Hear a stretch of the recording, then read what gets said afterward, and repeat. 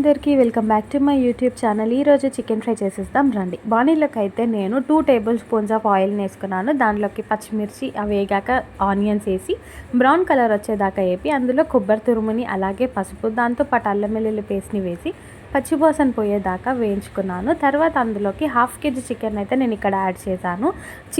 Chicken water అందులో నుంచి వచ్చి అది వెళ్ళిపోయేదాకా కుక్ చేసి చికెన్ వాటర్ వెళ్ళిపోయాక అందులో పచ్చిమిర్చిని అయితే నేను యాడ్ చేసి ఒక 2 మినిట్స్ మంచి మిక్స్ని ఇచ్చేసి మీడియం ఫ్లేమ్లో చికెన్ని ఇంకొక 5 నిమిషాల పాటు అలా కుక్ చేయనివ్వాలి.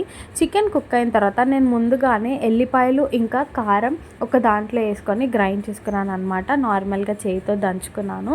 ఆ కారం ఇందులో యాడ్ చేసి కొబ్బరి తురుము అలాగే 2 టేబుల్ స్పూన్స్ ధనియాల పొడి దాంతోపాటు గరం మసాలా ఇంకా చికెన్ మసాలా యాడ్ చేసి లాస్ట్లో ఫ్రైడ్ ఆనియన్ యాడ్ చేసుకున్నాను. ఫ్రైడ్ ఆనియన్ అనేది ఆప్షనల్, ఇంకా అది యాడ్ చేస్తే టేస్టీ ఉంటుందని నేనైతే ఇక్కడ యాడ్ చేశాను.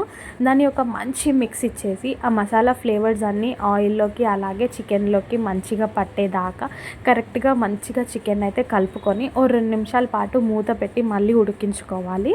2 నిమిషాల తర్వాత చికెన్ ఉడికిపోతుంది. అందులో నుంచి మంచి స్మెల్ రావడం కూడా స్టార్ట్ అవుతుంది, అన్ని మసాలా స్మెల్. అప్పుడు లాస్ట్గా మనమైతే కొత్తిమీరని యాడ్ చేసుకొని మళ్ళీ కలుపుకొని దించేసుకుంటే సరిపోతుంది. సో ఇలా అయితే చికెన్ కనిపిస్తుంది అనమాట. నిజంగా చెప్తున్నాను, త్వరగా ఏదైనా టేస్టీగా చికెన్తో చేయాలనుకుంటే మాత్రం ఈ చికెన్ ఫ్రై అనేది చాలా టేస్టీగా ఈజీగా ఉంటుంది. Thank you for watching my video. మరిన్ని వీడియోస్ కోసం నన్ను సబ్స్క్రైబ్ చేయండి.